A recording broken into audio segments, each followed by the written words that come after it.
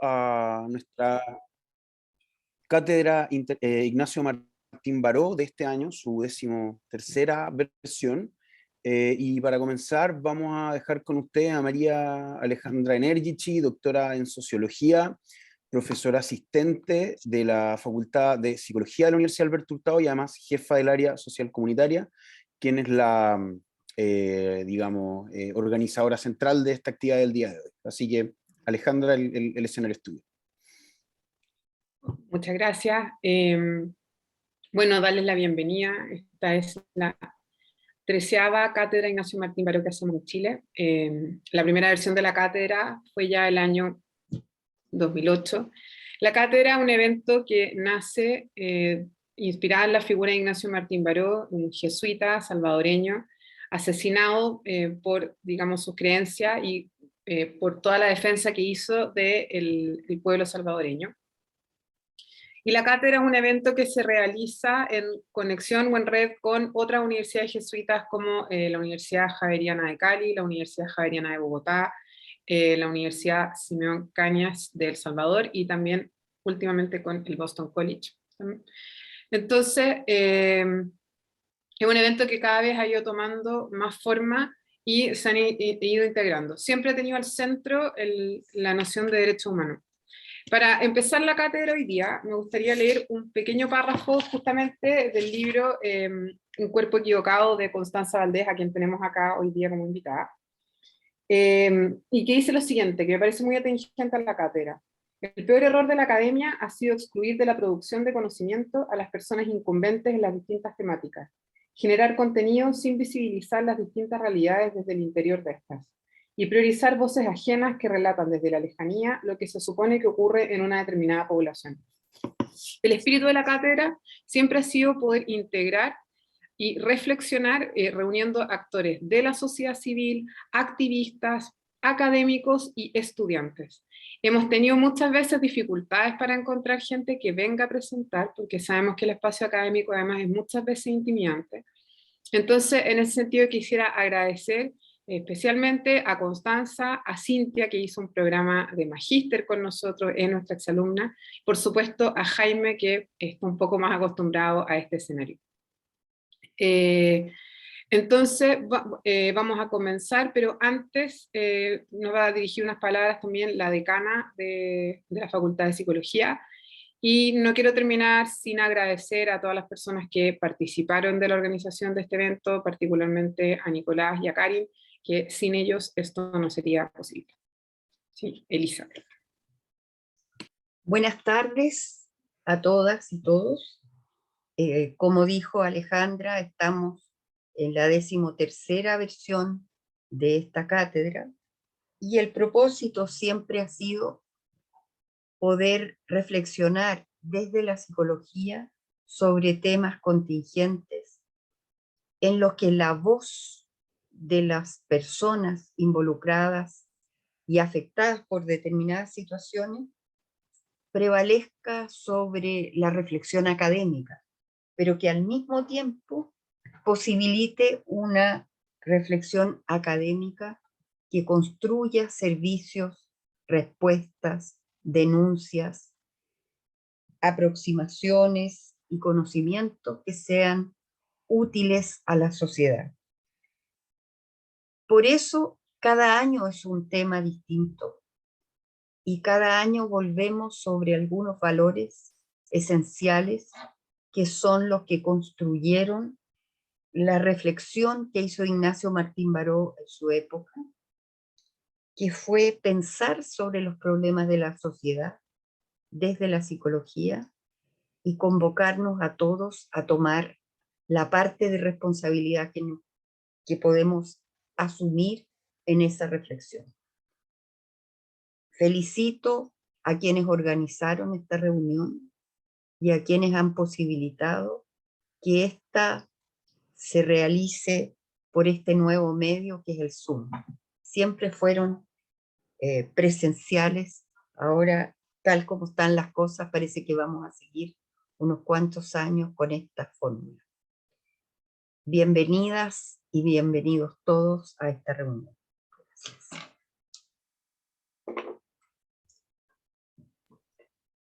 Bueno, contarles un poco el formato.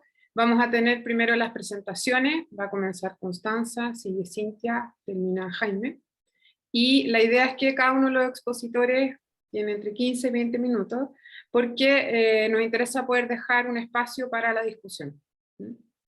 Eso, entonces le damos ahora el escenario a Constanza.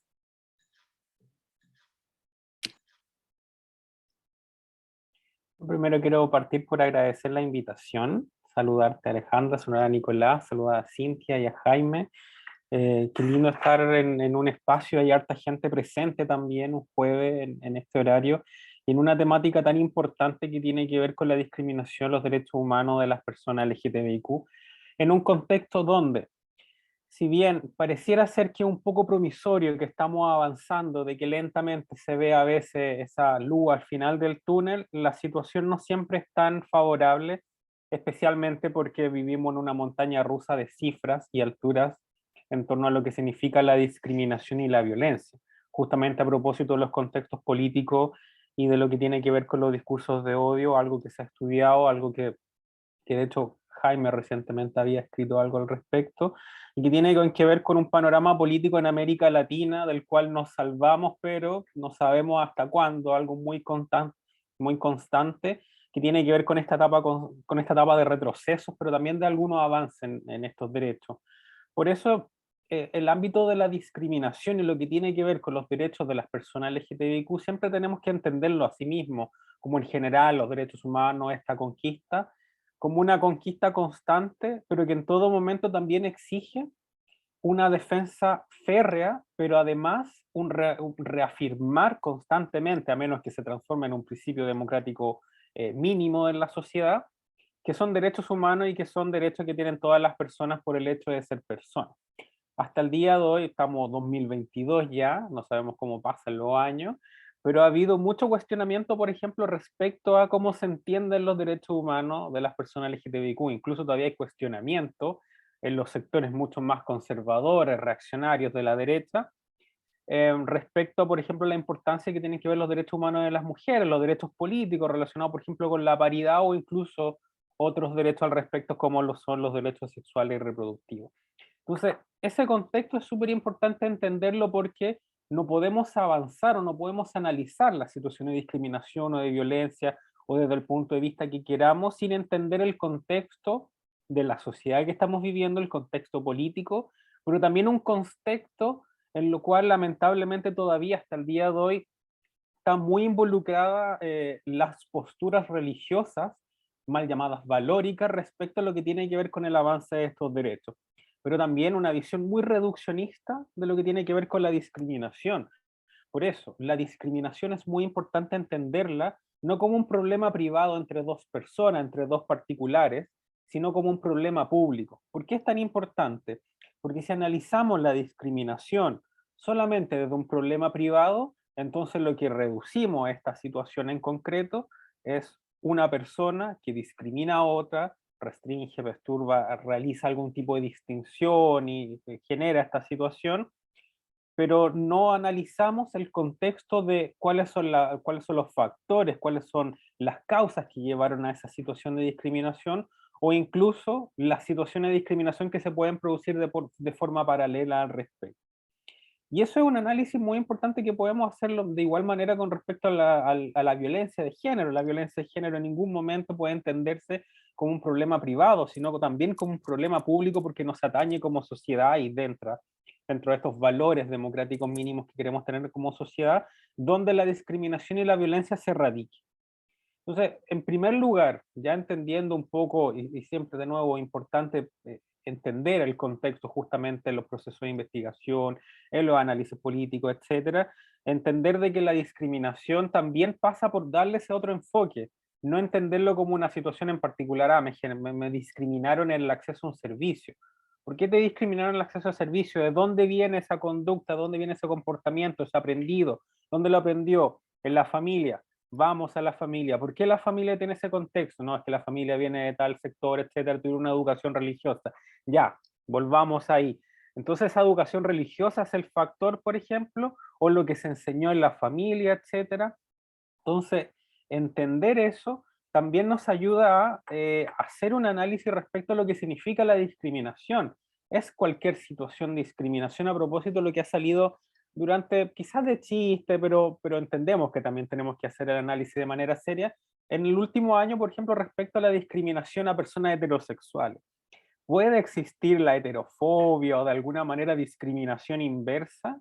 Y la verdad es que aquí tenemos que hacer un análisis súper importante respecto a la discriminación como concepto y de dónde emerge, y que tiene que ver principalmente con una posición de dominación, una posición jerárquica de la persona que discrimina sobre la persona discriminada.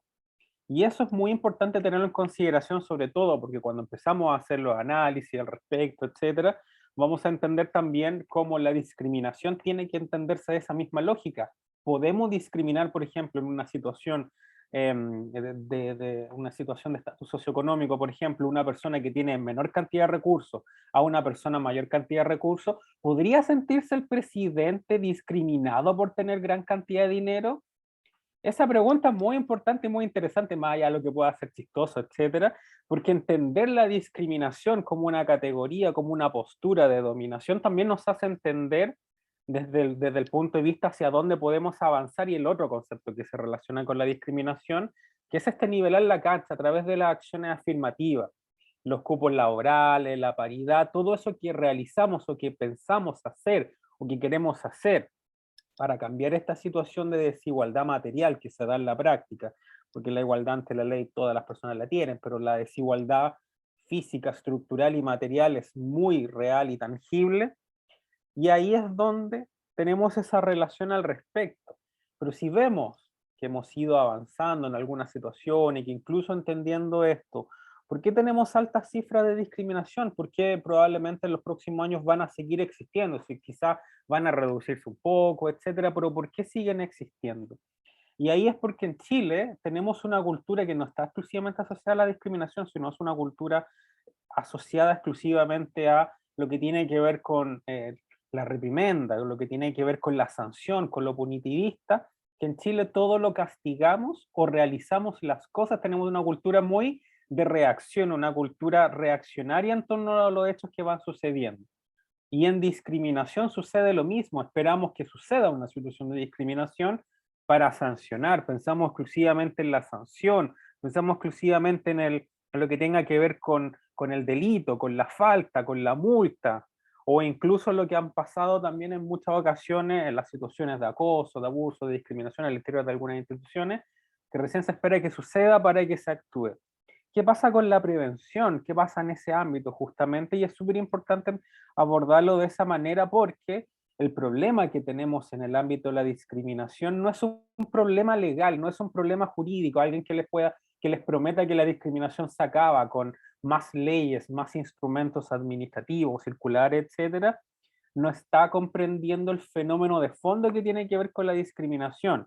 La discriminación se produce, ya lo habíamos hablado, por muchos factores, etcétera, va a depender de cada persona, un grupo de personas, incluso de las costumbres, etcétera. Entonces es un problema eminentemente en materia de formación, para algunas personas lamentablemente en materia valórica, de nuevo no se entienden como derechos humanos estas materias, pero también como un problema muy relacionado a lo que tiene que ver con entender la discriminación de una forma estructural. Y en ese sentido, al ser un problema estructural, al ser una situación, la discriminación en sí, principalmente asociado a lo cultural, a lo educativo, entonces por más que se intente avanzar exclusivamente en la sanción, va a seguir estando presente. Pensemos, por ejemplo, hacemos el análisis al respecto sobre la mayor cantidad de delitos que se han ido creando durante los últimos años. ¿Eso han ayudado a prevenir que existan menor cantidad de incidencia de delitos? No, la gente, claro, no va a cometer un delito porque le tiene miedo a la sanción, pero existe un cambio de comportamiento, porque ¿de qué sirve si la discriminación sigue estando presente? Pensemos en el ejercicio de cómo estamos en el ámbito universitario, y se ha dado mucho en otras universidades, por ejemplo, profesores que han alegado respecto a la libertad de cátedra, a propósito de que se iza la bandera o se conmemora el Día Internacional del Orgullo, se conmemora el mes, o hay alguna mención, etcétera, dicen que eso está casi como dictadura y ahí muy a los José Antonio Cast. Y bajo esa lógica, justamente al respecto, ¿de qué manera va a cambiar el comportamiento si justamente las personas se inhiben y de alguna manera no quieren decir los comentarios solamente para no generar la situación, pero siguen pensando lo mismo, sigue sin haber un cambio de comportamiento, un cambio conductual? ¿Cuál es el real cambio justamente? ¿Está avanzando la sociedad o solamente estamos preveniendo, estamos inhibiendo esos comportamientos? Y eso tiene que ver mucho con el análisis que hagamos de la discriminación, porque perfectamente podemos, de hecho por lo mismo quería hacer esta presentación en torno a estos factores, estos elementos, porque perfectamente podríamos estar hablando 5 horas respecto a por qué una ley antidiscriminación es necesaria y es importante, cuáles son las falencias que tiene actualmente, etcétera, qué es lo que podemos avanzar. Pero el día de mañana, incluso la mejor ley antidiscriminación no va a prevenir que existan esas situaciones de discriminación, a menos que justamente exista un cambio y un paradigma estructural en lo que se entiende. En primer lugar, por la educación. La educación, de nuevo, tiene un valor educativo muy importante. Por eso la educación básica, media, la educación superior, no solamente tiene un componente en la formación de valores profesionales, una educación no sexista, una educación inclusiva, etcétera, lo que podamos pensar al respecto, y en la formación de los profesionales de ciencia de la salud y en general, tanto en la también la universidad, en los institutos, sino también en lo que tiene que ver justamente con el impacto en la sociedad al respecto. Y ahí hay un elemento súper importante que tenemos que tener en consideración, que tiene que ver con que lamentablemente hasta el día de hoy no ha existido un abordaje integral respecto a lo que tiene que ver con la discriminación. De hecho, si hacemos un análisis de lo que fueron los programas de gobierno en general, por supuesto el de la derecha, de José Antonio Cast no, porque no le interesa, de nuevo considera la discriminación como un elemento que exclusivamente se da en el ámbito de la diversidad sexual, lo cual también es muy erróneo. La discriminación, o por ejemplo la ley Zamudio, no tiene una denominación, no debiera tener una denominación relacionada exclusivamente con la población LGTBI, porque la discriminación se produce en muchos sectores: discriminación hacia mujeres, personas migrantes, niños, niñas, adolescentes, personas en situación de discapacidad. De hecho, la mayor cantidad de personas que han utilizado la ley son personas en situación de discapacidad. Y si hacemos el análisis respecto, por ejemplo, de lo que significó los programas de gobierno, etcétera, en gran mayoría respecto a la discriminación era hacer mesas de trabajo o implementar algún tipo de reforma. Pero ¿cuántas veces estamos pensando en la discriminación en campañas educativas, en lo que tenga que ver derechamente, y no con estas campañas educativas que ponen en el metro, en algunos sectores, que colocan, por ejemplo, una foto de dos hombres besándose o dos mujeres de la mano? ¿Cuál es el mensaje que me transmite? Amor es amor. Muy bonito, por supuesto, etcétera, pero me deja un mensaje, me está transmitiendo un concepto o algo para cambiar justamente o erradicar esos prejuicios al respecto y que generan esta situación de discriminación, que los prejuicios son estas ideas preconcebidas y generalizadas respecto a una población. ¿Cómo erradicamos eso? Y ahí al respecto, una de las cosas muy importantes que tenemos que tener en consideración, de nuevo, más allá de las leyes que tiene que ver con eso, tiene que ver con este factor educativo, con este factor preventivo, que es un concepto que no me gusta mucho utilizar, pero ayuda mucho a entender lo que es la naturalización, normar algo, generar la regularidad, o esa sería una palabra mucho más correcta, la regularidad de una situación. La discriminación se produce generalmente, eh, además de estos muchos factores, también por un elemento de extrañeza, algo que es muy ajeno, una realidad que me da miedo, que no me gusta, o incluso que tengo una aversión al respecto. Y eso tiene que ver de nuevo con los factores mucho más educativos al respecto, mucho más de prevención.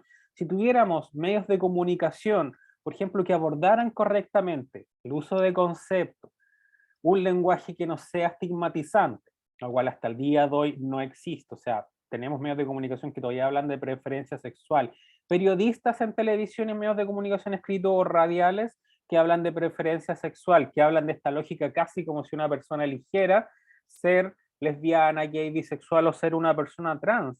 De nuevo, el lenguaje estigmatizante también produce estos prejuicios, y los prejuicios llevan a ¿qué? A la discriminación y a la violencia. Si tuviéramos estos medios de comunicación, si tuviéramos justamente una institucionalidad que se hiciera cargo, había una falta de voluntad política increíble en esta misma materia y con campaña, ni siquiera tiene que ver con a convertir todo, como dicen alguna gente, en una dictadura gay, sino simplemente con bajar, erradicar estos conceptos, estos prejuicios que existen al respecto.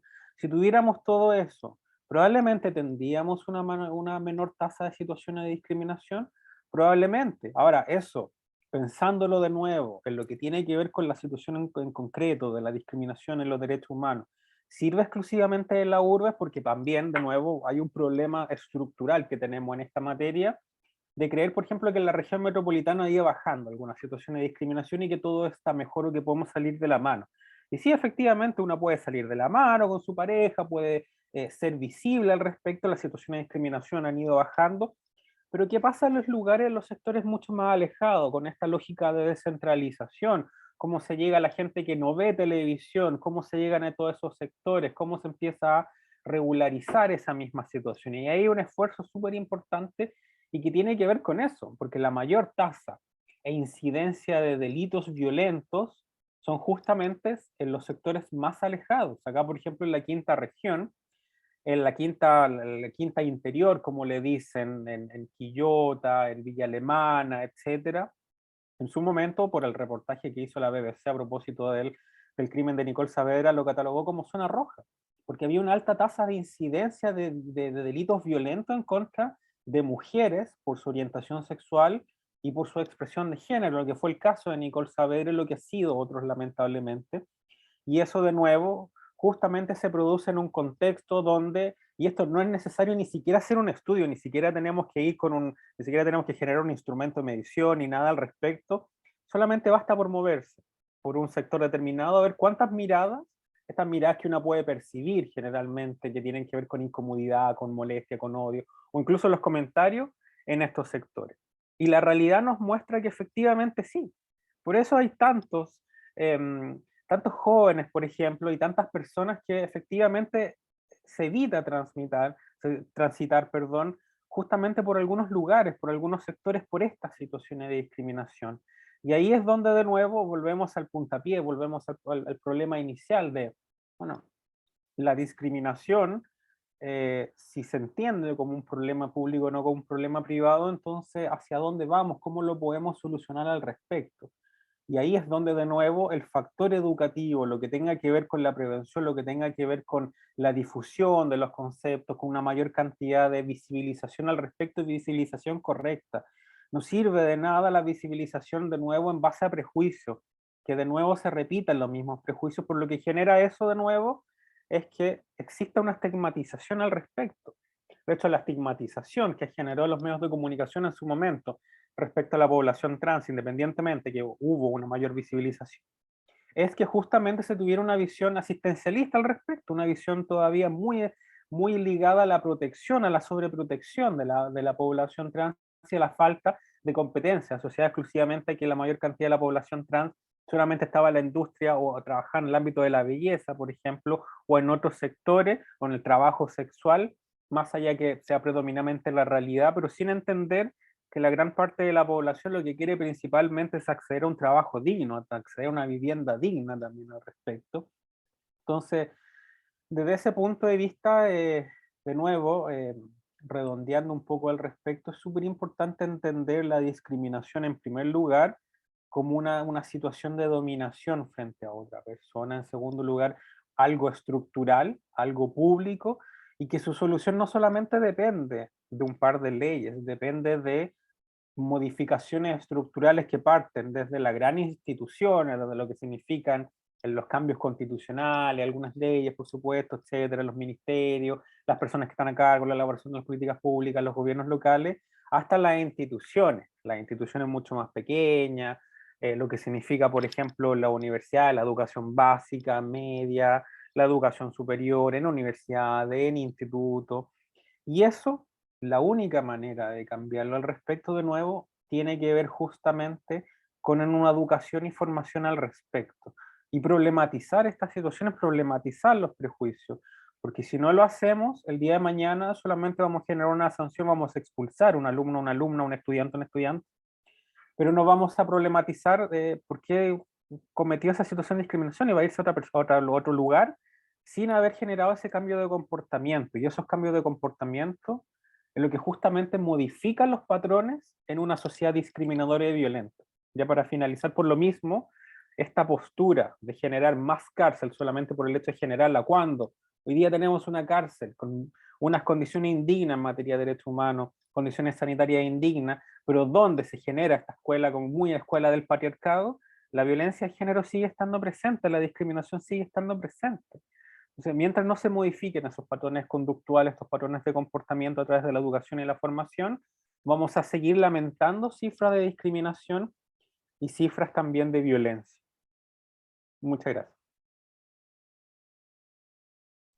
Muchas gracias, Constanza. Yo me di cuenta que en mi emoción por empezar la cátedra no presenté debidamente a Constanza y espero sí hacerlo bien con el resto de los expositores. Constanza es abogada, activista trans, feminista, que se desempeña como asesora parlamentaria.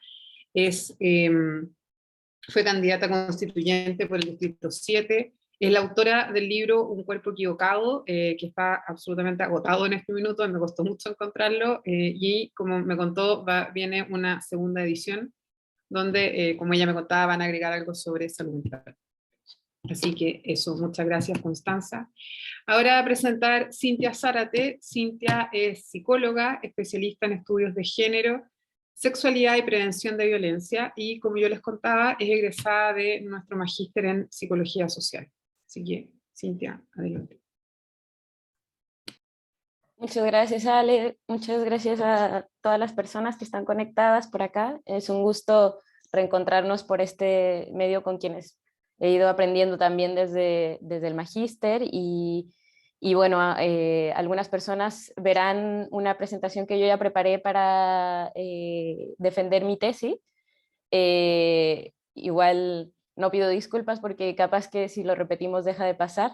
Así que con gusto les voy a compartir justo esta que fue la presentación de mi defensa de tesis. Bien. Esta investigación que yo hago para graduarme y nada, como aprender junto con mis compañeras lesbianas feministas, la hago enfocada en como más bien la parte de resistencia de qué está pasando ante las discriminaciones y en específico ante los crímenes de lesbodio, ¿no? ¿Qué se está haciendo desde la autonomía? ¿Qué estamos haciendo las lesbianas feministas ante esto, ¿no?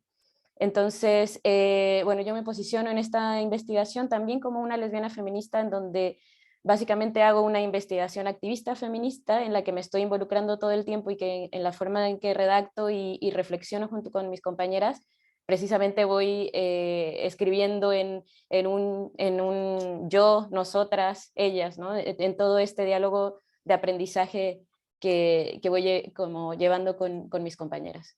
Yo ante este planteamiento del problema que hago en mi investigación me paro desde una psicología social crítica, hago un acercamiento teórico interseccional desde el lesbofeminismo decolonial y una serie de revisión de literatura en Chile, Latinoamérica, Europa y Estados Unidos sobre estudios LGBTIQ+.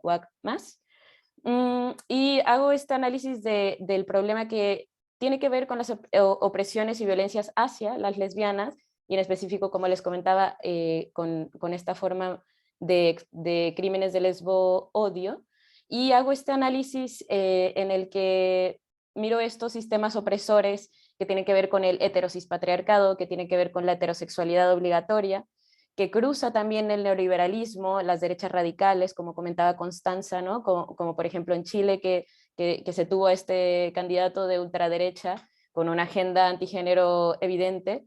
Tiene que ver también con Latinoamérica o Abya Yala y todo este cruce que tiene la colonialidad. Y en específico, ya yéndonos a Chile, también analizo una serie de violencias que pasan en Chile, una desconfianza institucional bastante generalizada que hay, una invisibilidad de la existencia de las disidencias también, y también dentro de esta invisibilidad de la existencia como incluso se llega a traducir en una necropolítica LGBTIQA+, que tiene que ver con que no todas las muertes importan igual.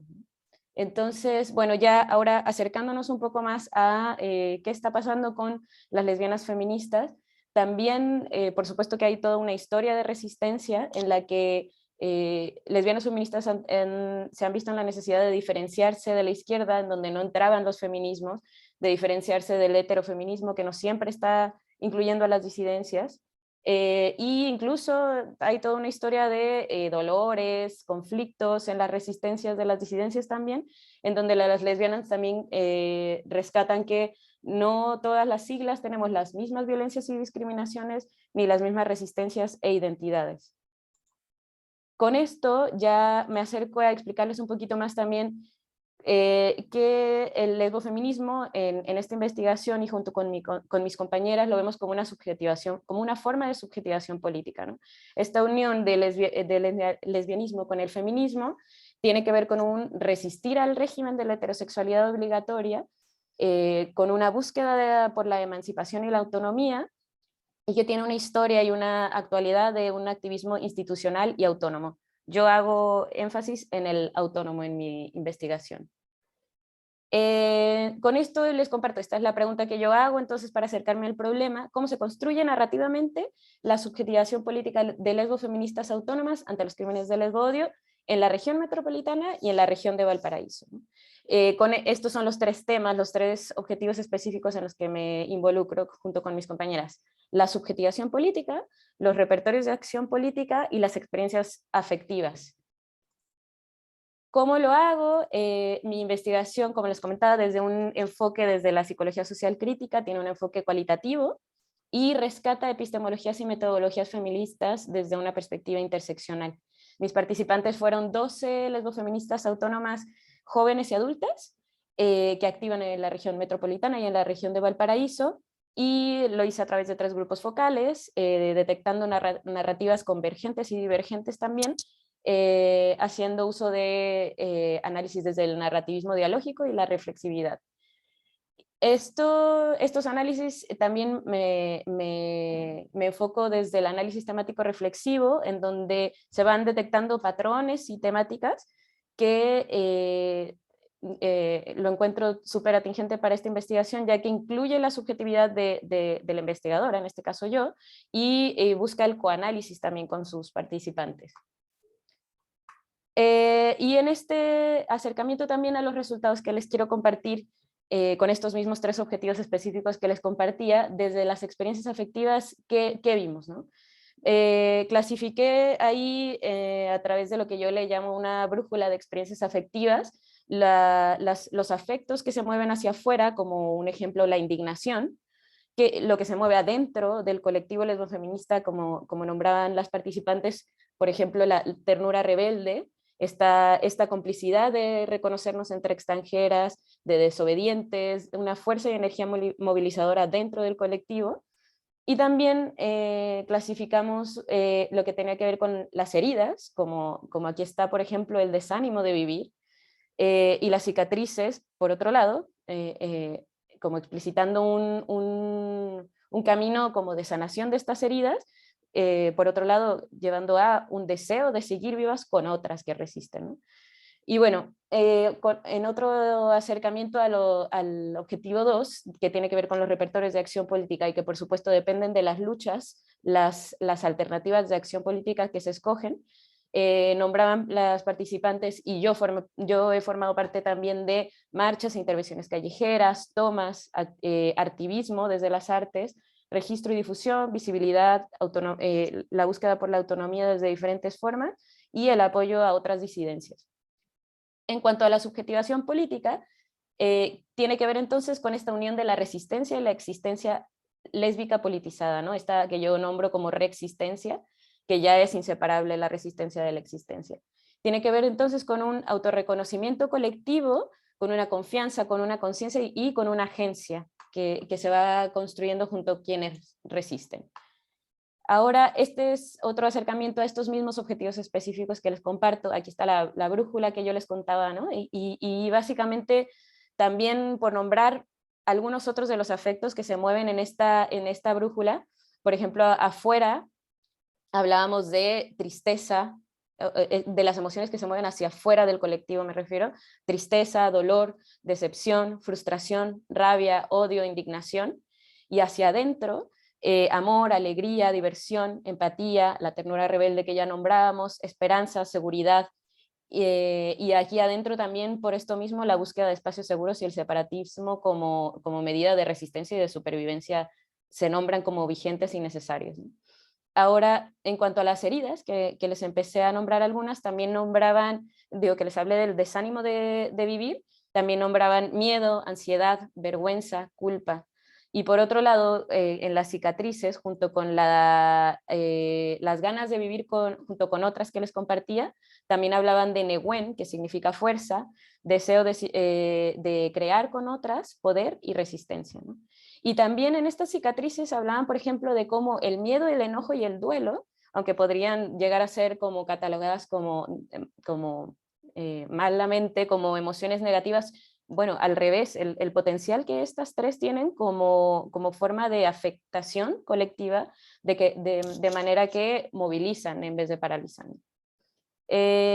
Ahora, por otro lado, en cuanto a la acción política lesbofeminista, con los crímenes de lesbodio, teniendo, como comentaba Constanza por acá, el lesbicidio de Nicole Saavedra, que definitivamente es un punto de inflexión en el activismo de las disidencias y de las lesbofeministas en específico.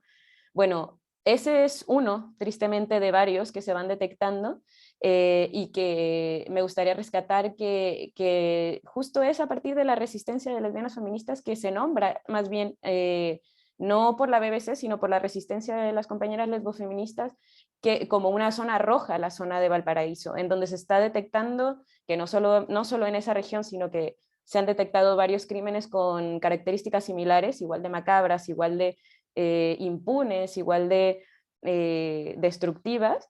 Y bueno, todo este activismo no estaría en los niveles y los puntos en los que está, de donde se está buscando hacer resistencia, si no fuera por estos activismos de las disidencias y de las lesbofeministas en específico, ¿no?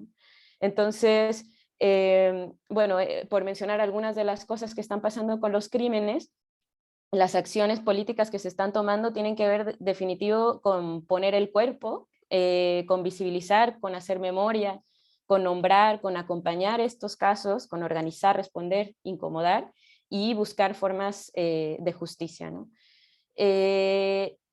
Por otro lado, en cuanto a la resistencia lesbofeminista por acá, le propongo este gráfico que, si se fijan, va teniendo adentro cada uno de estos círculos para terminar en un prisma que es como, básicamente me refiero a que las personas que nos acercamos en este ensamblaje corporalizado a ver a través de este prisma lesbofeminista,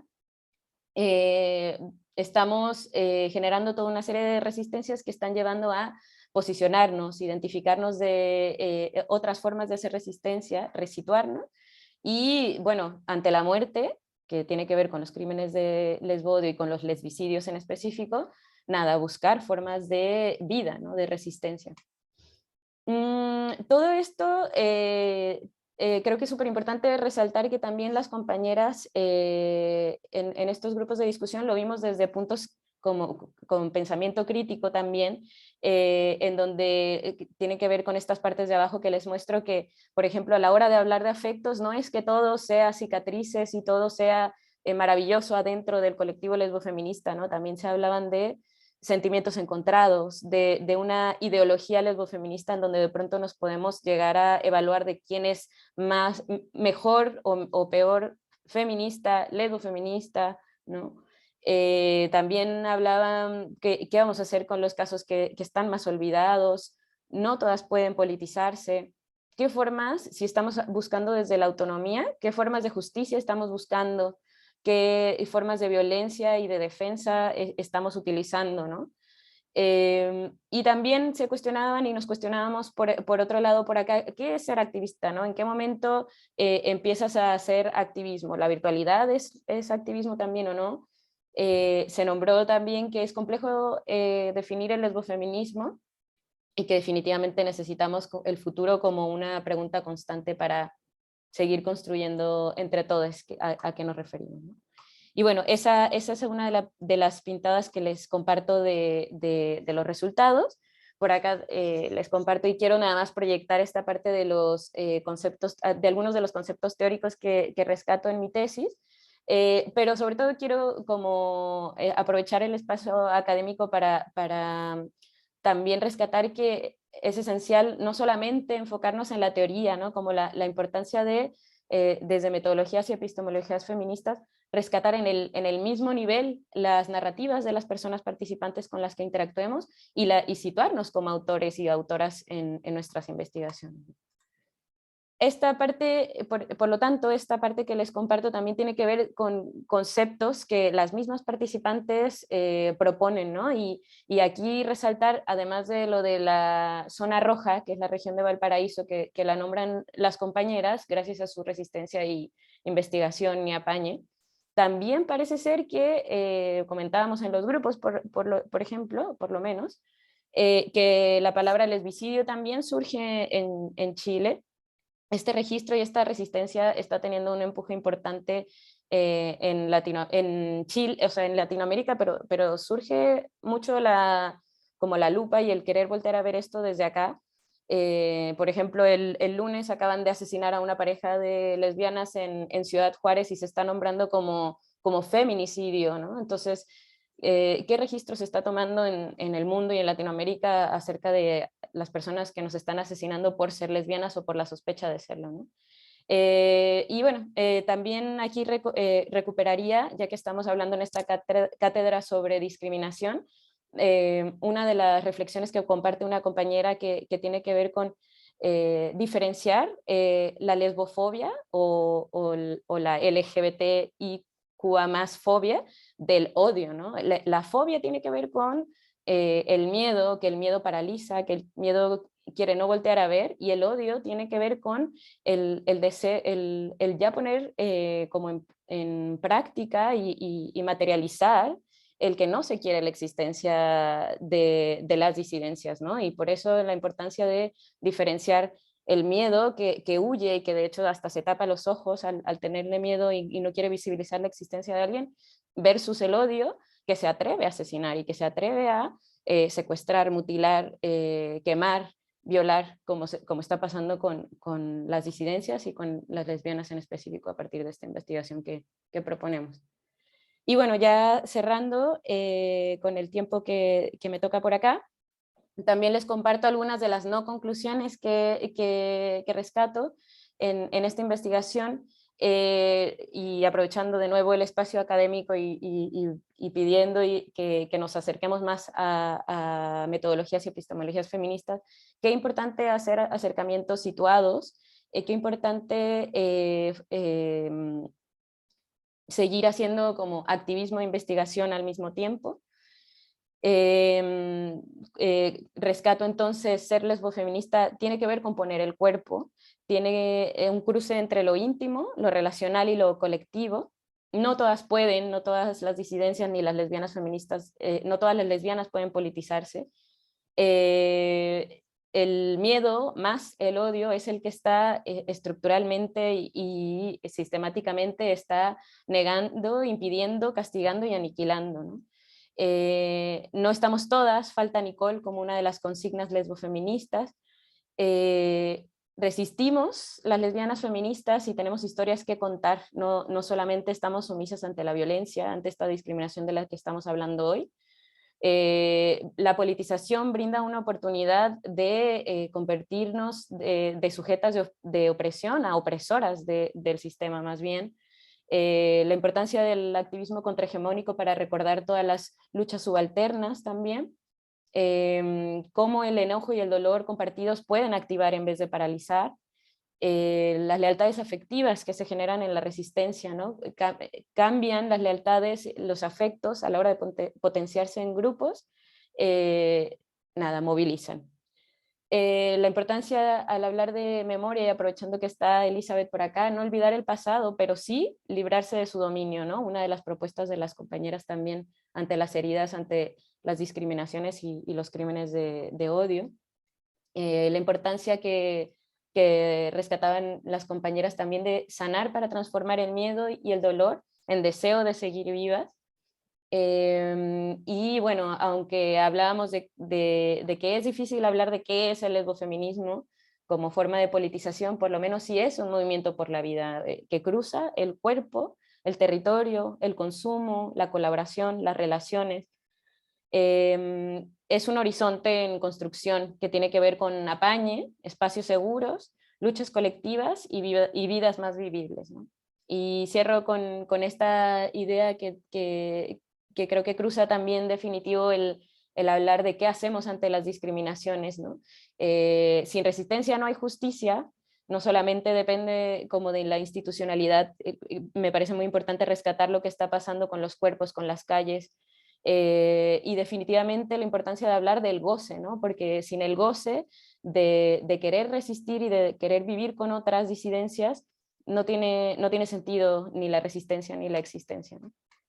Y proyecto por acá rápidamente también los nombres de cada una de estas lesbianas que fueron asesinadas y entre otras características horribles de crímenes.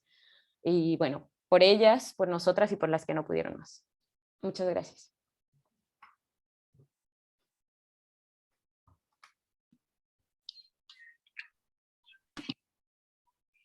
Muchas gracias, Cintia. Ahora tenemos la última presentación de Jaime. Pedirles que si tienen preguntas, comentarios, los vayan dejando en el chat y después vamos para después poder conversar. Bueno, Jaime Barrientos es de la casa, digamos, es académico de la Facultad de Psicología de la Universidad Alberto Hurtado. Ha sido pionero en investigación LGTB en Chile desde la psicología. Su investigación se ha centrado en violencia homofóbica, el impacto de los prejuicios y la discriminación en la salud mental gay, hombres y lesbianas. Ha adaptado y validado diferentes medidas sobre la violencia homofóbica en Chile y ha escrito un libro, La violencia homofóbica en América Latina y Chile, entre otras cosas, ¿sí? Eso. Bueno, Jaime, entonces te cedo la palabra. En primer lugar, muchas gracias a todas, todos, todes. Tener el espacio de poder compartir aquí también con Cintia y con Constanza, me parece que es fundamental, sobre todo esta tarde de jueves. Lo primero que quisiera partir señalando es la importancia de una cátedra como esta en el año en el que estamos. ¿Qué duda cabe que Ignacio Martín Baró, sacerdote jesuita asesinado hace ya bastante tiempo, ¿no?, hubiera estado hoy día presente aquí si hubiera estado vivo? Para muchas y muchos puede ser extraño, ¿no es cierto?, que desde afuera, ¿no es cierto?, sobre todo desde el mundo quizás del activismo, ¿no?, que un sacerdote jesuita, católico, no estuviese interesado en temas como este. Y a mí me parece que es importante resaltar ese punto. Básicamente, ¿por qué? Ignacio Martín Baró era un sacerdote que se formó en las escuelas más tradicionales de psicología social en Estados Unidos, y cuando regresa a El Salvador se da cuenta que gran parte de lo que él había estudiado estaba absolutamente descontextualizado, y que por tanto gran parte de los problemas que afectaban y aquejaban la vida de las y los salvadoreños no tenían nada que ver con lo que él había leído en los libros. Por tanto, él empieza a preguntarse un conjunto de cosas que en el fondo lo hacen un ser problemático, lo hacen una especie de mosca en el oído para, ¿no es cierto?, las clases dominantes y sobre todo para los militares en El Salvador, quienes terminan ejecutándolo con un conjunto de otros jesuitas.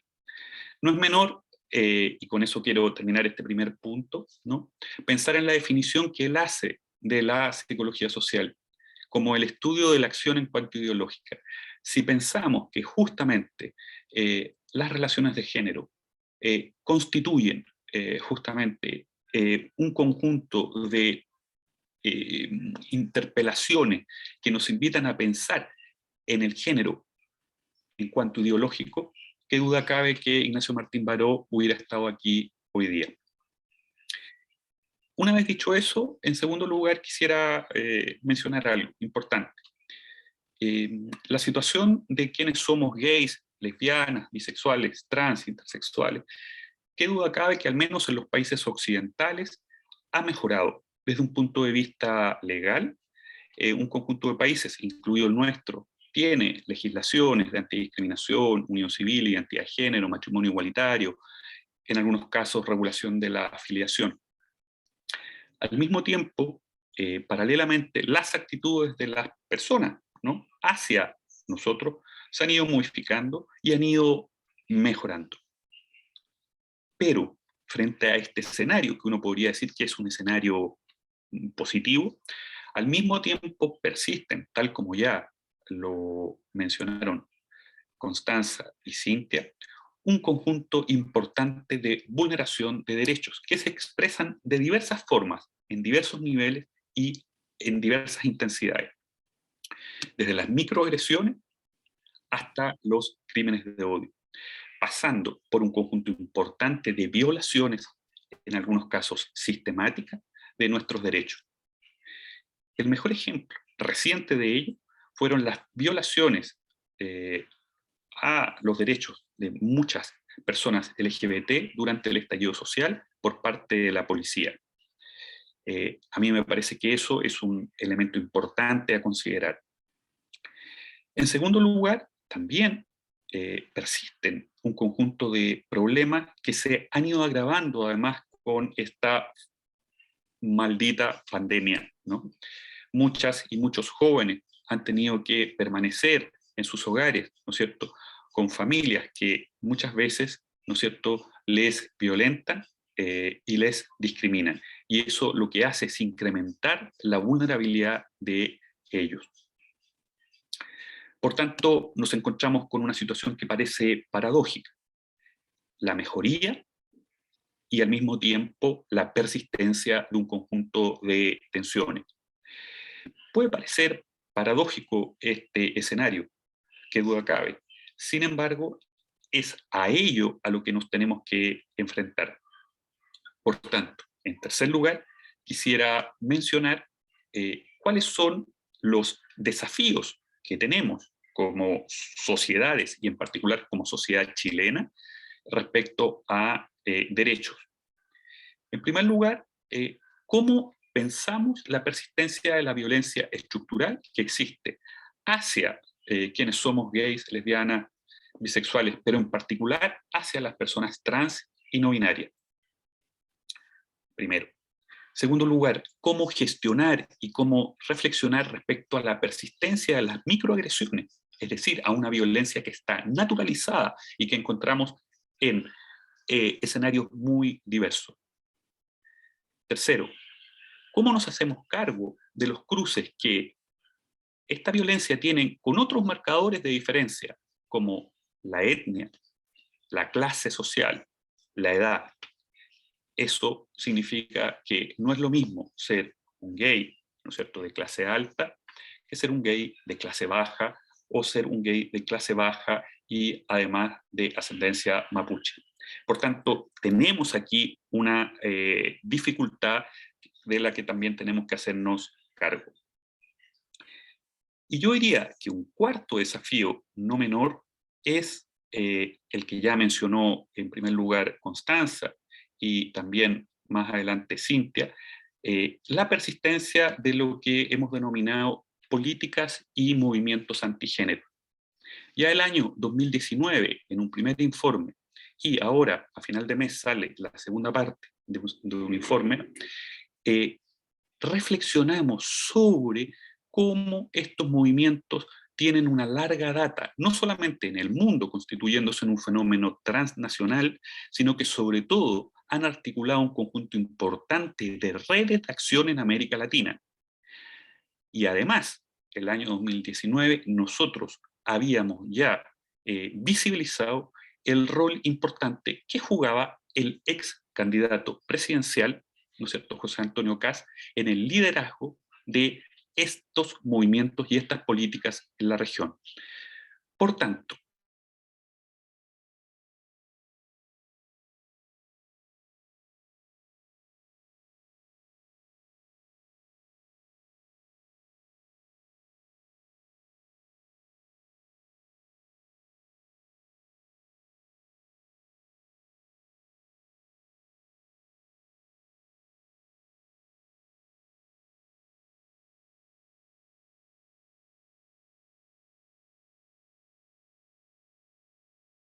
inequidades.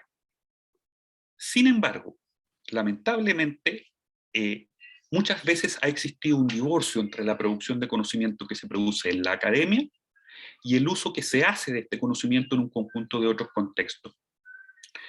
El nivel competitivo, el individualismo que opera en el ambiente académico, muchas veces lo que han hecho es aletargar, por un lado, y en otros casos inhibir justamente la producción de un conocimiento aplicado.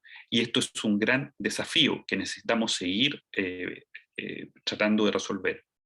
En segundo lugar, recuerden que desde el 2018, sobre todo con mucha más fuerza, gran parte de nuestras universidades en Chile, ¿no es cierto?, sobre todo con las movilizaciones feministas, ¿no es cierto?, por primera vez instalaron de forma, si ustedes quieren, mucho más clara, ¿no?, y más visible la importancia de la formación en estas temáticas.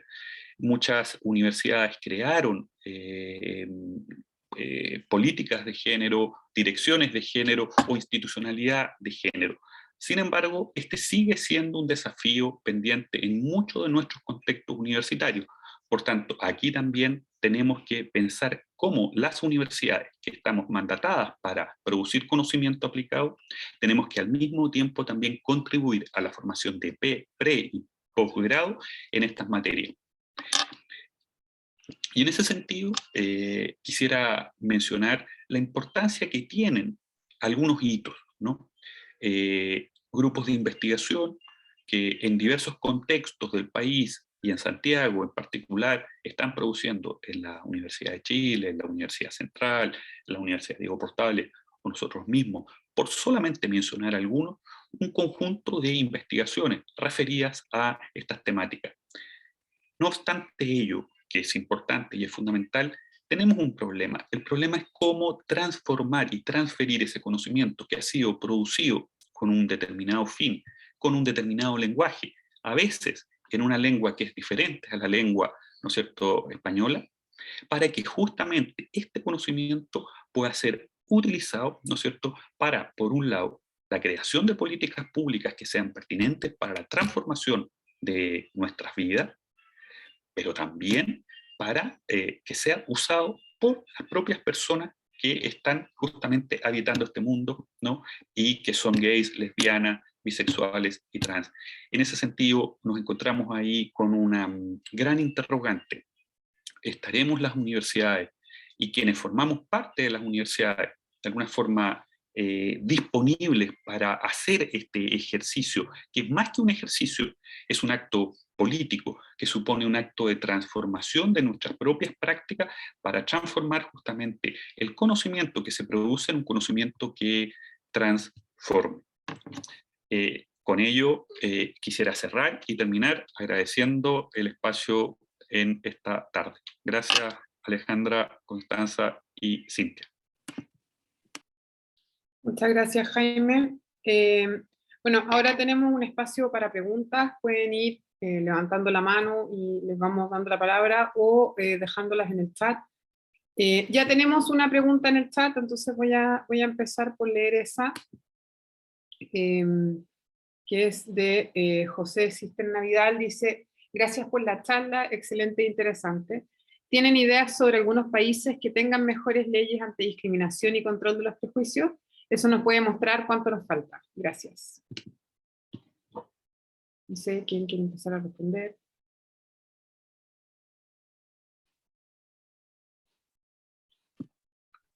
Sí. En general, yo creo que uno de los elementos que tenemos que tener en consideración respecto a eso tiene que ver también con la institucionalidad. Y pensando, por ejemplo, en Argentina y en México, donde podemos hacer un paralelo con el Instituto Nacional de Derechos Humanos, que tienen, por ejemplo, en Argentina, que es el Instituto contra la Discriminación, la Xenofobia, etcétera, que es el INADI, y que tiene no solamente muy buenos informes en general, sino también propone justamente en temáticas de políticas públicas en materia de no discriminación. En México también hay un instituto al respecto, y que tienen un componente súper fuerte en materia de no discriminación. Entonces, por más que evidentemente hay leyes, proscribe la discriminación, que por regla general o tienen leyes antidiscriminatorias o tienen artículos que solamente proscriben la discriminación en general, pasa justamente por una institucionalidad que se hace cargo de entender de nuevo la discriminación como un problema público. Acá en Chile, el Instituto Nacional de Derechos Humanos, la verdad es que tarde, mal y nunca se pronuncia respecto a la situación de discriminación, porque tiene un componente de cuoteo político muy grande, más allá de lo que fueron las violaciones a los derechos humanos, por ejemplo, en materia de diversidad y disidencias sexuales. En general, el problema en sí que tenemos en Chile es que los casos se analizan uno a uno. No hay una tendencia a analizar la discriminación de forma estructural. Entonces, cuando tomamos otros países, particularmente en América en general, podemos encontrarnos con países que van a tener justamente no solamente leyes al respecto, sino también una institucionalidad que sí pueda hacerse cargo. Entonces yo tomaría en este caso, y hay un informe que salió de Espacio Público, si no me equivoco, hace varios años atrás, que hacía un análisis de la no discriminación en América respecto justamente a estos factores, y analizaba lo que había en Argentina, lo que había en México, lo que había en Perú, que no era nada, en Bolivia, algunas constituciones particularmente que proscriben, pero de qué manera esa institucionalidad conjuga también con estas leyes y pueden avanzar al respecto. Pero de nuevo, para analizar estas situaciones, claro, es súper importante tener en consideración las leyes, pero el contexto cultural también y educativo es súper importante. Por ejemplo, en Argentina y en Uruguay hay educación sexual integral, hay una educación muy distinta. Allí hay muchas personas trans que pueden ingresar a la universidad. Aquí ha habido un aumento progresivo gracias a las políticas de gratuidad, pero todavía existe una discriminación al respecto. Entonces, em, eh, ahondaría principalmente, por ejemplo, en esos países teniendo como consideración, pero en sí, de nuevo, tener mucho en cuenta el contexto, porque de nuevo muchas veces hay países distintos lo que enfoca, pero en general las leyes antidiscriminación que son buenas tienen en consideración este catálogo de categorías sospechosas, definen bien lo que es discriminación, la discriminación directa, indirecta, la discriminación múltiple, estructural, tienen una acción de no discriminación que permite, o una acción judicial que permite en sí poder sancionar a la persona, que existe una reparación, que existe una garantía de no repetición, por ejemplo, esa persona va a tomar un tipo de capacitación, de formación, o la institución en sí va a tomar algún tipo, va a tener algún tipo de protocolo, etcétera. Son leyes que se hacen cargo integralmente de la discriminación. Muchas gracias, Constanza. Jaime, ¿tú querías agregar algo, Cintia? Jaime, tengo la idea que te quería hablar. No, sí, pero yo creo que Constanza ya lo mencionó. Quizás agregaría que evidentemente, claro, la ley de antidiscriminación en el periodo en que se creó tuvo bastantes dificultades y evidentemente es una ley perfectible, y yo diría que a futuro tendríamos que avanzar justamente en perfeccionar esa ley. Es un gran desafío. Y evidentemente hay países, sobre todo algunos países europeos, que son en los que yo conozco justamente esa legislación, que están más avanzados, pero ello no necesariamente impide que al mismo tiempo de que sean leyes más avanzadas persistan los crímenes de odio. El caso español es el mejor ejemplo de ello. Eso.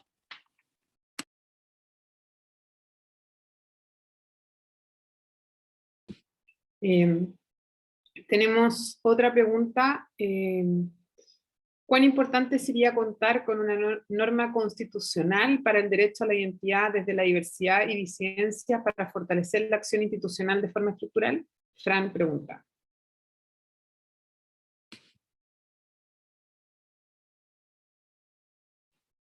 La leo de nuevo, pero un poco larga.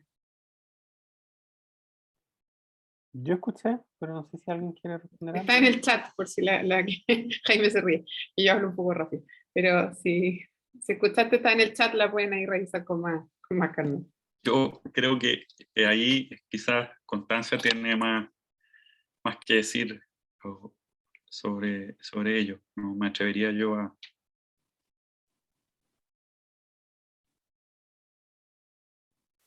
Entonces voy a responder. A ver, yo creo que la respuesta es obvia, es muy evidente de que es muy importante.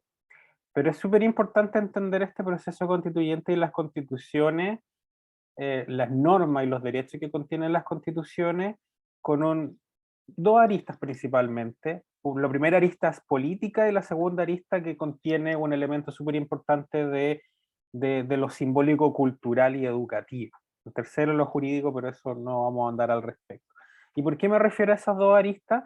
Porque nos sirve de mucho si tenemos el derecho a la identidad, si en verdad nunca se va a garantizar, va a estar muy bonito, etcétera, pero ha sucedido en muchos países que hay constituciones que tienen muchos derechos o se garantizan, o sea, se reconocen, pero no se garantizan.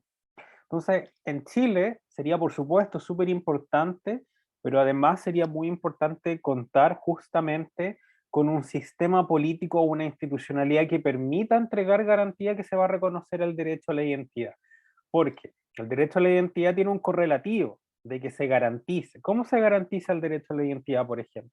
El derecho a la identidad no solamente el derecho a la identidad de género, sino también el derecho a la identidad étnica, a la identidad cultural, las diversas manifestaciones de nuestra misma identidad, nuestra orientación sexual, nuestra historia de vida, nuestro pasado, nuestro antepasado, nuestra lengua, o sea, tiene muchas variables el derecho a la identidad. Y para que pueda materializarse es necesario, en primer lugar, que contemos con una institucionalidad que pueda hacerse cargo. En segundo lugar, que también los ciudadanos y las ciudadanas, las personas en general, puedan participar en los procesos de toma de decisiones para la materialización justamente del reconocimiento de estos derechos. Y en el caso de que exista una infracción, que podamos recurrir también a un sistema de justicia que pueda resguardar justamente en el caso de que exista una infracción en el ámbito del derecho a la identidad. Entonces, en ese sentido es súper importante, pero cualquier derecho que se reconozca en una constitución o en la nueva constitución, es necesario que tenga ese correlativo de que existe una garantía judicial, ir a tribunales de justicia, que existe una garantía política, de que ese derecho pueda ser desarrollado a través de leyes el día de mañana con un Congreso que pueda ser democrático, participativo, y que tengamos un gobierno que también pueda colocarle, si es necesario, justamente financiamiento a ese derecho. Porque no sirve de nada si no tiene financiamiento ese derecho y se queda solamente en una declaración de buenas intenciones, de buenos principios. Entonces, tener en consideración todos esos elementos es súper importante al momento que pensemos cualquier reconocimiento de cualquier derecho. Pensemos en derecho a la salud mental. Lo bajo como, por ejemplo, una temática muy atingente y a propósito del espacio donde estamos. Si el día de mañana yo reconozco el derecho a la salud mental, pero el gobierno no implementa ningún programa, por ejemplo, no asigna presupuesto año a año a la ley de tramitación de la ley de presupuesto, ¿de qué va a servir? Eso va a significar mayor cantidad de profesionales, contratación, un sistema público nacional. Entonces, si no funciona, entonces ¿tenemos realmente derecho a la salud mental? Y la respuesta podría ser no, perfectamente. Entonces, es importante verlo desde ese punto de vista mucho más integral, aunque sin perjuicio de aquello, eso lo he hecho también de tener reconocimiento, ya políticamente y simbólica, culturalmente, ya te dice, hay una situación que ya está normada, que empieza a entenderse dentro de estos valores democráticos, como, oye, mira, se habla de orientación sexual en la Constitución, a ese nivel de importante, más allá que quizás no se respete tanto, pero justamente tiene que ver con esa declaración más política.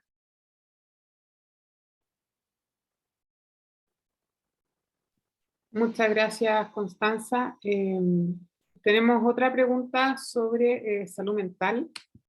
Pregunta Maximiliano Carvajal, ¿qué tal es la salud trans en Chile? ¿A qué acudir en caso de conocer o tener una disforia de género que proceda posteriormente a una transición?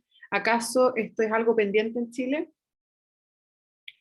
La pregunta de nuevo está en el chat por si la quieren leer.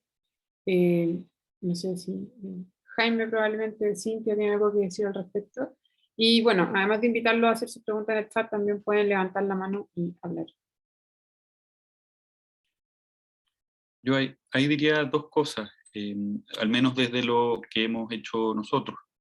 En el estudio que hicimos hace 3 años atrás, constatamos que existían, debido a altos niveles de prejuicio, y eso es lo importante a entender, niveles de salud mental más, si ustedes quieren, debilitados que el de las poblaciones gays y lesbianas, en el caso de las personas trans. Y vuelvo a insistir en en esta relación entre prejuicio y salud, porque muchas veces se insiste en pensar que la asociación es que el hecho de ser gay, el hecho de ser lesbiana o el hecho de ser trans per se constituye una dificultad, ¿no? Y aquí lo que nosotros constatamos es que hay altos niveles de prejuicio, y esos altos niveles de prejuicio lo que hacen es afectar nuestras vidas, y en particular las vidas de las personas trans, generando más dificultades relativas a la salud mental. Por ejemplo, y uno de los indicadores que es más impactante, diríamos, tiene que ver con la mayor prevalencia de intención de suicida, ¿no? Y eso tiene que ver justamente por las condiciones, ¿no? De prejuicio a las que están sometidas muchas personas trans. Y quisiera terminar con una pregunta que estaba también ahí en el chat, que tenía que ver con cuáles podrían ser también iniciativas populares. Yo pienso que además de lo que ya comentó Constanza respecto a, por ejemplo, la posibilidad de contar con el derecho a la identidad o a la orientación, y que esto esté reconocido en el marco constitucional, a mí me parece que también la educación juega un rol fundamental en también, si ustedes quieren, transformar lo que constituye modos de vida en situaciones en las que las personas piensan que una persona gay o una persona trans es una persona enferma. Y en ese sentido, por tanto, la educación debe justamente trabajar y retrabajar qué es lo que constituye la normalidad en términos de sexualidad, en términos de género, en términos identitarios. Y aquí tenemos un gran desafío pendiente, ¿no? Y pienso no solamente en la educación preescolar, sino que en la educación también básica y media. Para mí eso tiene que estar instalado, porque debe desde ahí justamente partir también el cómo se piensa y cómo pensamos respecto al tema de los derechos. Eso. Sí, en esta parte también me gustaría a mí agregar como que, bueno, desde mi investigación y mi forma de hacer activismo e investigación también, creo que es súper importante, y no por nada lo pongo como principal palabra, el apañe, ¿no? Que en chileno quiere decir como apoyo, empatía, colaboración, muchas cosas. Creo que súper importante volver a ver la transformación que puede llevar a una persona en esto que nombraba como una heterosexualidad obligatoria, y que también le agregaría una cis heterosexualidad obligatoria, en donde toda una serie de estructuras, de instituciones nos están dictando todo el rato en la publicidad, en la forma de hacer política pública, en la forma de hacer terapia, en la forma de todo, que deberíamos de ser de dos formas binarias y atraernos con el género, entre comillas, opuesto, ¿no? Entonces, todos estos discursos, y a esto me refiero, y se refieren Monique Wittig y Adrienne Rich cuando proponen el concepto de heterosexual obligatoria, que permean definitivamente nuestra salud mental. Creo que de ahí la importancia de acercarse con otros monstruitos, con otras identidades que se salen de la norma, para sobrevivir en diferentes entornos, porque definitivamente esto cruza no solamente tus ganas de existir, sino las oportunidades laborales a las que puedas acceder, tu seguir como tu camino educativo, tu andar desde diferentes formas, ¿no? Y creo que también es importante mencionar, como ya pensando también en qué organizaciones están haciendo cosas, nombrar a la OTD en tema trans, ¿no? También, y a Todo Mejora también en el caso de el tema tan importante que se está nombrando, que no solamente es tema de salud mental piolita o tranqui, sino que, claro, hay un riesgo suicida y hay menos ganas de existir definitivamente rondando en los sentipensares de las disidencias, ¿no? Y como la urgencia de volver a ver esto.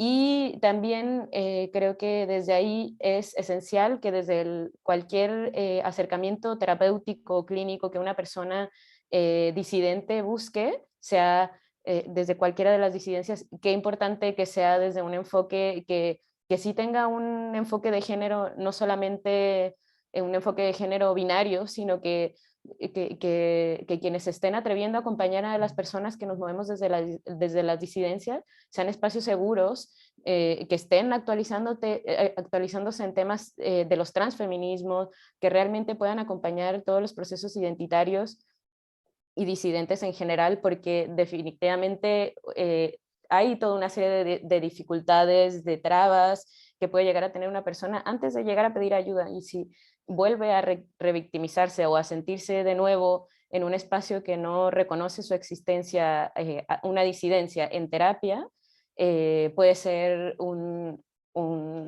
entorno súper desastroso y delicado y poco ético acompañar. Entonces también, además de feministear más la academia, también creo que es urgente transfeministear y disidentear la parte clínica como acompañamiento terapéutico de las disidencias. Muchas gracias, Cintia. Hay una pregunta que se nos fue pasando en el chat. Margarita pregunta, Constanza, gracias por tu exposición. Entendí que no bastaba la regulación para eliminar la discriminación. Pensando que esto pasa también por un cambio personal que naturalice otras realidades, ¿qué crees que se puede hacer en ese sentido? Yo creo que en ese sentido lo que podemos hacer es incluso cuestionar nuestros comportamientos más básicos en muchas ocasiones. Si estamos por ejemplo, a ver, por el contexto, estamos cerca de las vacaciones, esto para las vacaciones para las personas de la comunidad LGTBQ que son estudiantes, viven con su familia, es el peor periodo, porque uno tiene que pasar con su familia que no le agrada probablemente, que ha tenido situaciones de discriminación o violencia. Entonces, por ejemplo, en ese contexto, considerando que estamos en un periodo donde se pasa más tiempo con la familia o con la gente cercana, ¿cuántas veces escuchamos comentarios o escuchamos que hacen preguntas, por ejemplo, que pudieran ser inadecuadas respecto a, por ejemplo, preguntarle cuándo la polola, cuándo el pololo, cómo te llamabas antes? O sea, cosas tan básicas que, y cuando digo básicas son cosas diarias, no hago un cuestionamiento, un juicio de valor para que una persona se sienta culpable. Yo creo que es súper importante para generar los cambios que no se sienta esa culpabilidad tan religiosa respecto a algo que hemos naturalizado porque es parte de este proceso de la sociedad, de cómo justamente ha enseñado en torno a eso. Entonces, partiendo desde eso, también evitando el otro lado contrario, justamente, como si no quiero discriminar a alguien, entonces lo trato o la trato con guantes de seda, así como casi como una sobreprotección, un asistencialismo. Lo mismo pasa muy en línea similar con personas en situación de discapacidad. Entonces, yo creo que en torno a eso, las cosas básicas tienen que ver con no suponer la orientación sexual, no suponer la identidad de género, preguntarle a alguien sus pronombres, no indagar sobre la vida privada, o sea, preguntarnos dos veces si le haríamos esa misma pregunta a una persona heterosexual. Y si le haríamos la misma pregunta a esa persona heterosexual, ya, entonces podríamos considerar, o quizás puede ser igual una pregunta invasiva, pero sería quizá una pregunta invasiva no discriminatoria porque se la haríamos a todas las personas. Así como, ¿qué hacen ustedes? Si ustedes le preguntan a todas las personas eso, ya eso es invasivo, puede atentar contra la privacidad, pero por lo menos lo están haciendo contra todos y no es una situación de discriminación en particular. Entonces yo apuntaría a eso, no hay un manual o un libro no sé, un paper que te diga básicamente cómo, qué cosas no, porque hay una lista que pudiéramos estar todo el día generando al respecto, pero parte desde las cosas más básicas en ese sentido y yo creo que en torno a eso, si no han conocido, no conocen personas, yo creo que en ese contexto de respeto, porque mucha gente va aprendiendo así, como hay mucha gente que después como que se va dando cuenta de algunos elementos a través de lo que significa conocer nuevas realidades, pero también de la autoformación. Quería solamente hacer un énfasis o sea, un pequeño hincapié respecto a la pregunta anterior, respecto a lo de la salud. En Chile la salud trans, lamentablemente es casi no sé si inexistente, pero es muy poco regulada, porque solamente depende de los policlínicos de identidad de género que crean los servicios de salud, los hospitales con su mismo presupuesto, pero no hay ninguna política pública del Ministerio de Salud al respecto. Hasta el día de hoy, 2022, no hay nada. Hay un protocolo de transición que es la guía clínica, vía clínica para personas con incongruencia entre su identidad de género y sexo biológico, así se llama, muy patologizante, del 2010. Nunca se ha actualizado al respecto. Si bien hay prestaciones de salud asociadas a FONASA codificadas y los tratamientos hormonales los entregan estos policlínicos de identidad de género a través de FONASA, entonces no constituye un mayor costo, pero tienen listas de espera, hay desabastecimiento también, hay muy pocos profesionales de la salud también en este ámbito, y ha habido un boom de profesionales de la salud mental también que trabajan o dicen trabajar con personas de la comunidad LGTBIQ bajo la lógica de la psicología afirmativa de derechos humanos, y ha ido en aumento. Personas que sí tienen mucho conocimiento, pero también, ojo, se ha entendido una instrumentalización también de personas que dicen trabajar, pero también generan esos prejuicios. Entonces, ahí hay un elemento súper importante, y respecto a salud mental, ya lo habían mencionado, y algo que, de hecho, aprovechar justamente de adelantar eso, lo incorporé en el apartado de salud mental, pero algo que estaba en un paper reciente de Jaime, que justamente hacía ese análisis del estrés de minorías, de Meyer, respecto a la población LGTBIQ y cómo la población trans era la población más afectada respecto a esta situación de discriminación y violencia. Y eso tiene un impacto en todos los ámbitos de la salud, porque también, de nuevo, las patologías físicas también tienen que ver en gran parte con con estos trastornos y lo que se genera por el estrés constante de la violencia o de la discriminación, o incluso la falta de acceso a servicios básicos.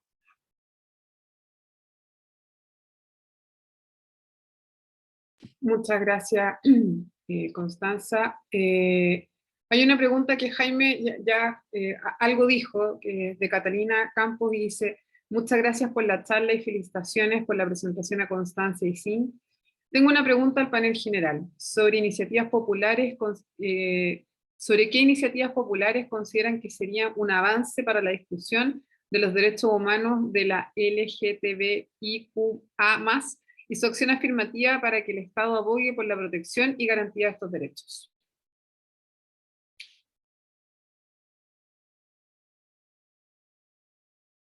Yo, por lo menos por mi parte, ya creo que lo que respecto a ese tema quería decir, lo dije, lo toqué.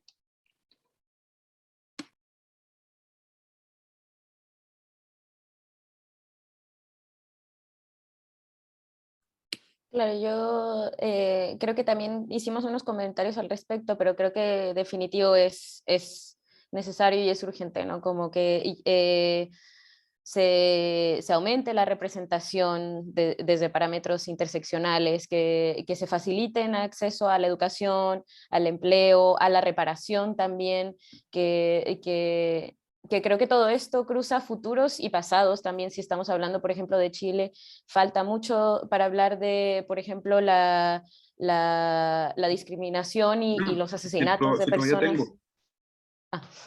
De las disidencias en la dictadura, por ejemplo. Entonces, pasado, presente y futuro, sí, urgente hacer medidas reparatorias y inclusivas, en donde de manera provisional, ojalá, pensando en que esta discriminación se vaya, aunque ya hablamos de que hay avances y retrocesos todo el rato, a nivel política y cultural, nada, que se siga incluyendo la reparación y la facilitación de accesos de las disidencias definitivas.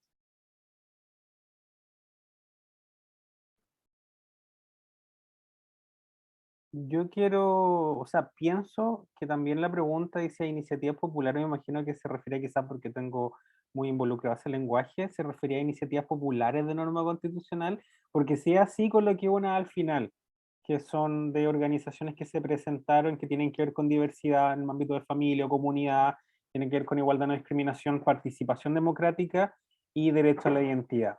Si no era, y si se refieren a iniciativas populares como cosas que la gente puede hacer, entonces bueno, me remito a lo que ya dije y lo que ha dicho también Cintia y Jaime.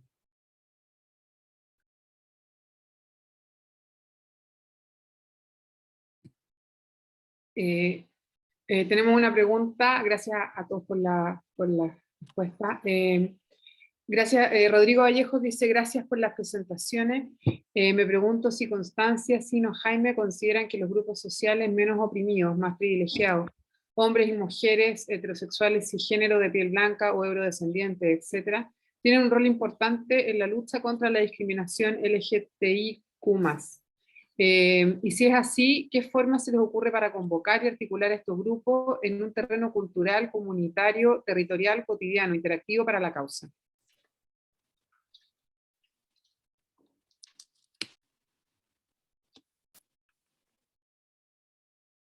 Es decir, yo solamente respecto a este tema, que si bien no lo tengo muy como pensado, no es un tema que solamente nos concierne a nosotros, como, no sé, disidencias, minorías, diversidades, independiente del término que se use. Nos concierne a todos como sociedad. Entonces, por tanto, para poder modificar las relaciones violentas expresadas en microviolencias a violencias más tipo crímenes de odio, la verdad es que para esos cambios tenemos que estar todos concernidos y comprometidos.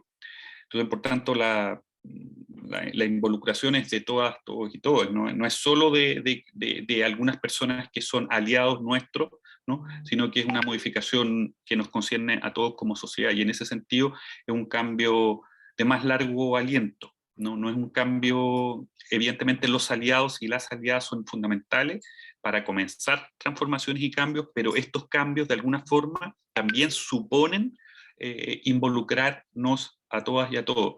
Y en ese sentido, por eso yo vuelvo a insistir en el rol fundamental que juega la educación, ¿no? En todos sus niveles, preescolar, básico, medio y sobre todo también universitario. Eso es lo que yo, por lo menos respecto a ese punto, diría que, por cierto, es una pregunta súper interesante.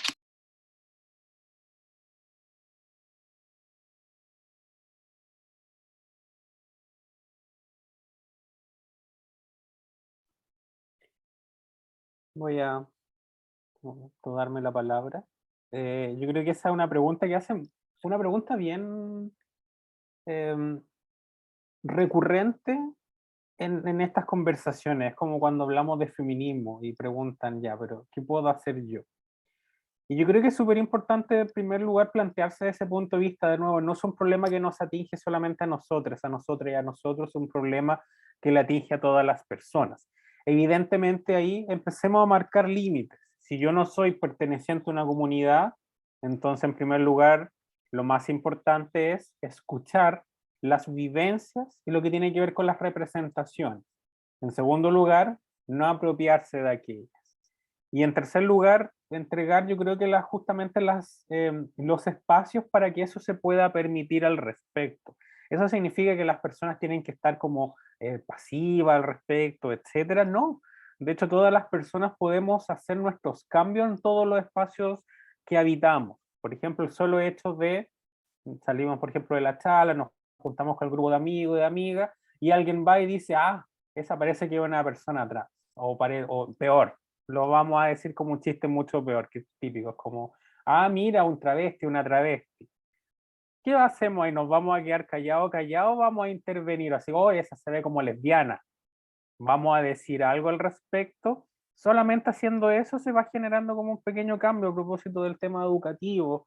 Entonces, yo creo que tiene que ver con esos cambios, como hablar con la familia, por ejemplo, como si están viendo la televisión, aunque como que supongo que ya no pasa mucho como en general, pero si están viendo, por ejemplo, algo de una representación y es prejuiciosa, como decir, ya, mira, eso no es una representación correcta.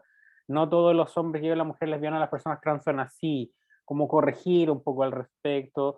Yo creo que va principalmente por eso. Yo creo que tiene que ver con el hecho de ver en qué cosas podemos aportar en nuestro espacio, y ahí se van generando cambios. Como que yo creo que eso es súper importante al respecto y no cuestionarnos tanto qué podemos hacer al respecto como dentro de los límites, sino justamente lo que tiene que ver con el respeto, la protección, y sin justamente pasar a llevar a otras personas. Yo creo que eso sería como lo más básico al respecto.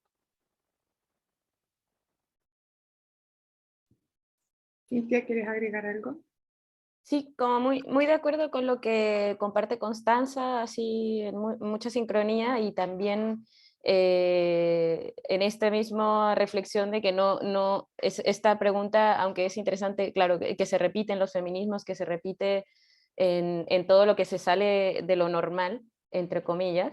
Creo que también es bien importante, como además de la escucha, del reconocimiento de esta situación de privilegio de la que habla Constanza, creo que también es bien importante como que la co-construcción de alternativas, ¿no? Como que alternativas como las que comparte Constanza, entre ellas le agregaría, por ejemplo, el tema del humor. Para mí es como súper importante el humor para resistir, para existir, para suavizar la desgracia, para muchas cosas, pero también frenar las bromas que atacan a las disidencias o que dan por sentados las orientaciones, identidades de las demás personas. Creo que es importante en contextos laborales y de amistad y familiares frenar ciertas bromas, frenar ciertos discursos, hacerse parte de frenar ciertos acosos en la calle, no sé, hacerse parte de diferentes formas creo que es importante, pero que también con esta pregunta me pasa que, sobre todo si nos ponemos en esta postura de hombre heterosis blanco privilegiado, como que de pronto me imagino como un meme o una caricatura que además de tener como un pedestal, este tal hombre heterosis privilegiado, también llega con la manito así a pedir el manual y la receta de cómo hacerse parte y hacerse aliado, ¿no? Entonces como criticaría un poco esto de que además desde arriba, desde su pedestal, pone la manito, ¿no? Como que construyamos alternativas. Creo que a todas las personas que estamos conectadas acá, con todo lo que estamos pensando, con todo lo que nos atraviesa, si somos disidencia o no, y sobre todo si no somos disidencia, como invitar a que siempre se sigan construyendo desde lo heterosis también alternativas, ¿no? Que se repite la pregunta del cómo le hago, ¿no? Sí, yo quisiera hacer un comentario respecto de esa pregunta. Yo creo que es lo propio de los mecanismos de discriminación en general, digamos, sean por eh, orientación sexual, sean por raza, por clase social, etc. Creo que dejarle al grupo que padece la discriminación resolverlo es igual de violento o es otra violencia sobre una violencia ya que existe, digamos.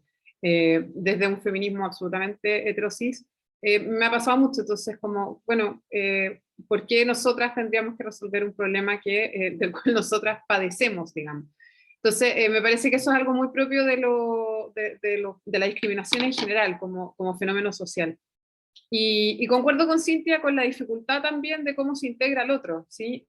Porque nadie sabe qué hacer. Una de las sensaciones que yo tengo es que cuando aquel grupo que se posiciona como el que discrimina, no sabe qué hacer. Entonces, ante ese no saber qué hacer, creo que a veces hay respuestas que son muy violentas, pero justamente desde el no saber qué hacer, desde el quedar como esto ya no se puede hablar de nada, ya no se puede decir nada, un poco a propósito del humor, ya nada, no se pueden decir chistes. Entonces, no es que no se puedan decir, lo que pasa es que hoy día lo que tú digas tiene costo, y antes decir algo sin costos también es un privilegio, digamos. O sea, hoy día estás perdiendo un privilegio cuando tú ya no puedes decir chistes homofóbicos, o cuando tú ya no puedes decir chistes machistas. Entonces, creo que es un espacio de ignorancia importante sobre el que hay que dialogar. Eso, quería comentar un poco a propósito de la respuesta. Nos queda, si no me equivoco, un par de una pregunta para Cintia, que es, para si aparece el apañe como relación social en términos de parentesco, de formación de familia en tu investigación. Sí, creo que es un punto súper importante al hablar de apañe. Creo que, por ejemplo, hay este concepto que una lesbofeminista propone que justo tiene que ver con el sexilio y que tiene que ver con cómo se te exilia a partir de tu sexualidad, ¿no? Y por supuesto que hay que aprovechar el espacio para rescatar que hay familias que están y siguen y han por años expulsado a las disidencias de sus estructuras, que por supuesto no solamente tienen que ver con cariño, sino con apoyo económico, con una serie de implicaciones que tiene la familia. Y en mi investigación justo como que la importancia de la palabra apañe justo viene como a deconstruir lo que se entiende también como familia, ¿no? Como estas otras familias que puedes construir, o ni siquiera nombrarles como familias si tú quieres, ¿no? Como estos otros grupos, estos otros cariños, estas otras ternuras, resistencias que puedes encontrar cuando o se te expulsa explícitamente de tu contexto familiar, o también tú decides, como se llama también, como se nombra también en entornos de disidencia, como incluso si tú misma decides abortar a tu familia también por una serie de abusos y violencias, ¿no? A veces se expulsa a la disidencia, y a veces las disidencias decidimos abortar a la familia o a ciertas personas que forman parte de nuestra familia como una forma de protección y de supervivencia, ¿no? Entonces, sí, el apañe definitivamente viene a deconstruir y a enseñar otras formas de vincularnos. Es una propuesta también de otra búsqueda de espacios seguros, de búsqueda de cuidados recíprocos, y de encontrarte en procesos, ojalá, de sanación en los que también tus vínculos se involucren dentro de sus propios procesos de sanación y los tuyos. Muchas gracias, Cintia. Tenemos la última pregunta, que en realidad es una petición más bien, de Mariela Cañete, que dice que no le fue posible entrar, y no sé si ya lo hablaron, pero quiere saber si está disponible para consulta la investigación perdón, justo se me movió. La investigación de Cintia u otros recursos de Constanza y Jaime. No sé si pueden dejar en el chat quizás algún correo o algún contacto para que la gente que esté interesada en contestar. Y ahí Jaime ahí están los 3 correos, entonces si alguien quiere justamente pedirle más información. Bueno, ya estamos un poco en la hora. Quisiera agradecer a todos a quienes asistieron. Tuvimos una convocatoria alta, sobre todo para un jueves en la tarde de un 20 de enero, cuando estamos a puertas de irnos a vacaciones. Agradecer a Constanza, a Cintia, a Jaime por preparar, pero también agradecerle a todos ustedes por el diálogo, por la conversación. Creo que hace justamente honor a esta cátedra, honor al personaje, digamos, que es Ignacio Martín Baró, al cual, cierto, siempre conmemoramos en este evento. Justamente pudimos conversar, discutir, hablar de los distintos roles que cada uno puede tener dentro de ¿cómo se llama? Un contexto de discriminación.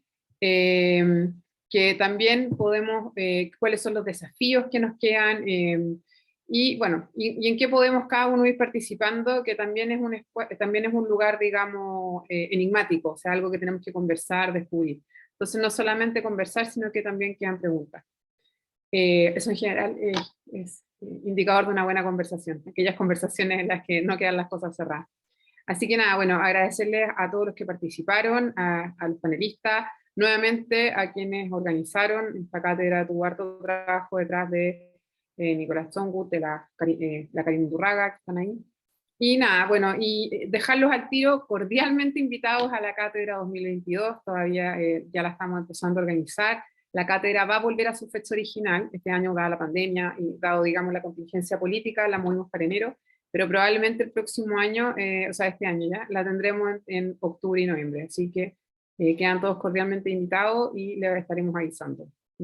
Eso, muchas gracias por también todos sus comentarios. Gracias a todas, todos. Chao Constanza, chao Cintia. Muchas gracias. Chao Ale, Nicolás, Un gusto. Karin. Un gusto también a ustedes. Buenas tardes. Chao.